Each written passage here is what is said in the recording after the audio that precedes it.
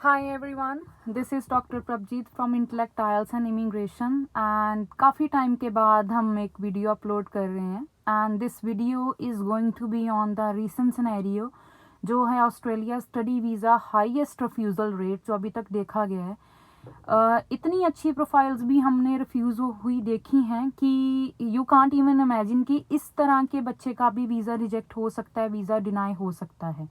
तो आज हम इस वीडियो में बेसिकली रीजंस कवर करेंगे कि क्यों इतना ज़्यादा वीज़ा रिफ्यूज़ल है, और अगर आप प्लान कर रहे हो कि आपने ऑस्ट्रेलिया स्टडी वीज़ा के लिए प्रोसीड करना है तो कौन सी कुछ बातें हैं, इम्पॉर्टेंट थिंग्स हैं जो आपको ध्यान में रखने की ज़रूरत है ताकि आपका वीज़ा डिनाई ना हो सके।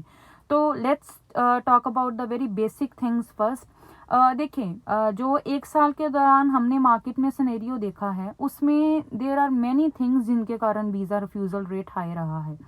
सबसे बड़ी बात ये थी कि पहले क्या था कि इंडिया था लेवल 3 में, असेसमेंट लेवल 3 में, लेकिन जैसे ही लेवल 2 में आया तो व्हाट हैपेंड इज़ कि बहुत सारे एजेंट्स ने, लोगों ने फेक डॉक्यूमेंट्स जो हैं वो प्रोवाइड किए। What happened is immigration aware हुआ, सारा अलर्ट हुआ और उन्होंने इंडिया को फिर से लेवल 3 में कर दिया। जब हम बोगस डॉक्यूमेंट्स प्रोवाइड करते हैं, वीज़ा ऑफिसर्स हैं या जो इमिग्रेशन टीम्स हैं, they came to know about the things कि इस तरह का थिंग्स भी मार्केट में चल रही हैं। ये सारी चीज़ें भी हमें फेस करने को देख सकते हैं, हमें मिल सकती हैं फाइल्स के दौरान। तो उन्होंने इंडिया को वापस लेवल 3 में कर दिया। अब लेवल 3 में इंडिया आया है तो ऑब्वियसली है वीज़ा रिफ्यूज़ल बहुत ज़्यादा आएगा। Recently I got a case जिसमें स्टूडेंट के ओवरऑल 7.5 बैंड्स थे, 12th करी हुई थी और still she got her visa refuse. Level 1 university के लिए उसका कोर्स अप्लाइड था, रेलिवेंट कोर्स था। कोई भी एक ऐसा रीज़न नहीं हमें मिला उसकी रिफ्यूज़ल लेटर रीड करने के बावजूद कि कोई एक रीज़न हो जिसके कारण हम सोचे कि हाँ जी ये रीज़न रहा होगा कि वीज़ा ऑफिसर ने वीज़ा रिफ्यूज़ किया है। Nothing at all. तो इसमें हमें समझ के आया कि कुछ अभी जो है there are very basic things जो आप लोगों ने ध्यान में रखनी है। सबसे मेजर रीज़न जो वीज़ा रिफ्यूज़ल का राइट नाउ है वो जीटी या जीएस या फाइनेंशियल्स या इकोनॉमिक बैकग्राउंड या family ties, country home ties, ये कुछ नहीं है, इतना ज़्यादा इंपॉर्टेंट नहीं है। द मेजर रीज़न जो हम डेली फाइल्स असेस कर रहे हैं, रिफ्यूज़ल लेटर्स रीड कर रहे हैं, हमने क्या एनालाइज किया है कि जो वीक एसओपी है ये एक बहुत मेजर रोल प्ले कर रही है वीज़ा डिनाइल में। क्योंकि क्या हो रहा है, व्हाट एजेंट्स आर डूइंग कि वो, या स्टूडेंट अगर खुद भी फाइलिंग के लिए वो अपनी एसओपी लिख रहा है तो what they are doing is वो एक कॉपी पेस्टेड टेम्पलेट उठा रहे हैं, गूगल पे जा रहे हैं, सर्च कर रहे हैं, चैट जीपीटी पे जा रहे हैं, सर्च कर रहे हैं, उन्हें एक टेम्पलेट मिल रहा है, उसको उठा रहे हैं और just they are changing the basic information, जो उनकी पर्सनल इन्फॉर्मेशन है वो चेंज कर रहे हैं, बाकी सारा का सारा टेम्पलेट वही यूज़ कर रहे हैं। When visa officer read that SOP, आप एक चीज़ ध्यान में रखें, आपकी एसओपी ही वीज़ा ऑफिसर रीड करता है सबसे पहले। ये मत सोचें कि अगर आप एसओपी लिख रहे हैं and they are not looking into your SOP. SOP is the most important part in the visa filing process. तो जब वो एसओपी रीड कर रहे हैं, they are finding the same templates, same उनको लिंक मिल रहे हैं कि ये वेबसाइट से मैंने सर्च किया था कि मैं ये वाला कोर्स कंप्लीट करूँगी या करूँगा तो मुझे इंडिया में यहाँ पे इतनी इतनी जॉब्स, इतने इतने अमाउंट में ये सैलरी मेरी होगी और मुझे मिलेगी। तो कई सारी रिफ्यूज़ल लेटर्स हमने देखी हैं जिसमें वीज़ा ऑफिसर ने पर्टिकुलरली पॉइंट आउट किया है कि जो आपने ये वेबसाइट बताई है जिसमें आपने सर्च किया कि आपको after completion of your study in Australia आपको कहाँ पे कौन सी जॉब्स मिलेंगी, उन्होंने वो बाकायदा वो वेबसाइट्स मेंशन करी है रिफ्यूज़ल लेटर्स में कि ये वैलिड वेबसाइट, वैलिड सोर्स नहीं है आपकी इंफॉर्मेशन का। तो अपनी एसओपी पे ज़रूर ध्यान दें। आपकी एसओपी बड़ा ही ज़्यादा इम्पॉर्टेंट डॉक्यूमेंट है आपकी वीज़ा सक्सेस रेशो में। सेकंड सबसे बड़ी इम्पॉर्टेंट चीज़ आ रही है जी कोर्स सिलेक्शन। देखें, आप कॉमर्स के स्टूडेंट हैं, आप मेडिकल के स्टूडेंट हैं, आप नॉन मेडिकल के हैं और आप आर्ट्स के स्टूडेंट हैं। आपका कोई भी एजेंट, देखिए there are many people working in the market, बड़े सालों से काम कर रहे हैं, दे आर टोटली अवेयर कि हमने रेलेवेंट कोर्स लेके देना है। रेलेवेंट कोर्स होने के बावजूद भी वीज़ा रिजेक्शंस हैं।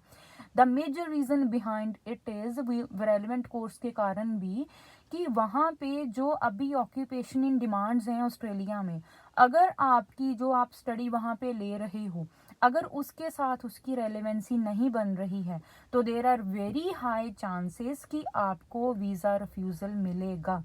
तो अगर आप अपनी स्टडी के अकॉर्डिंग रेलेवेंट कोर्स ले भी रहे हैं, उसमें सेकंड आपने फैक्टर ये भी देखना है कि जो रेलेवेंसी है वो सिर्फ रिलेटेड टू योर स्टडी नहीं होना चाहिए, वो रेलेवेंसी जो ऑस्ट्रेलिया में ऑक्यूपेशंस इन डिमांड चल रही हैं अभी, या फ्यूचर में उन्होंने बोला है कि हमें इस तरह के वर्कर्स की नीड है, उसके साथ भी आपका कोर्स रेलेवेंट होना बहुत ज़रूरी है।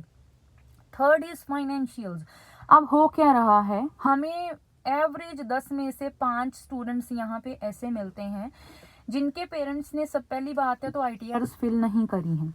अगर उनकी आईटीआरस फिल्ड भी हैं तो सबसे बड़ा वीक पॉइंट क्या है, अगर उन्होंने बिजनेस इनकम दिखाई है तो वो बिजनेस इनकम में they are just providing the MSME Udyam registration वगैरह एंड देयर सेविंग अकाउंट की वो स्टेटमेंट्स दे रहे हैं। लेकिन अभी visa officers and even universities की जीटी टीम जो है, what they are asking, what they are demanding कि अगर आपके पेरेंट्स की आईटीआरस में बिजनेस इनकम आपने इंक्लूड करवाई है, कंप्यूटेशंस में बिजनेस है, बिजनेस के प्रूफ्स आपके पास प्रेजेंट हैं, दैट आर नॉट सफिशिएंट, उसके साथ साथ आपके पास करंट अकाउंट होना भी ज़रूरी है। आपका जो भी पेरेंट्स का बिजनेस है जिसके नेम पे भी रजिस्टर्ड है, उस फर्म का करंट अकाउंट का स्टेटमेंट साथ में जा रहा है। अगर आप अपनी सेविंग का दिखा रहे हैं तो आप ये सोच के चलें कि हो सकता है कोई मैजिक हो जाए कि वीज़ा ऑफिसर सिर्फ सेविंग अकाउंट स्टेटमेंट दे के फाइनेंशियल से सेटिस्फाई हो जाए और बोल दे कि ओके ठीक है, फाइनेंशियल्स आर ओके, बट ऐसा नहीं है।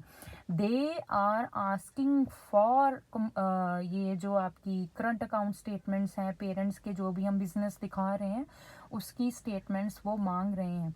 एकेडमिक्स, आइल्स गुड स्कोर और पीटी के अच्छे स्कोर्स या आइल्स के अच्छे बैंड, ये अभी सेकेंडरी फैक्टर चल रहे हैं। जो प्राइमरी फैक्टर हैं जिसके कारण वीज़ा रिफ्यूज़ल हो सकती है, वो मैंने आपको मेजर 3 फैक्टर्स बताए हैं। सबसे पहला फैक्टर है वीक एसओपी, सेकंड फैक्टर जो आपका है that is irrelevant course, and third जो फैक्टर है दैट इज़ आपका जो है current account statement of the financials.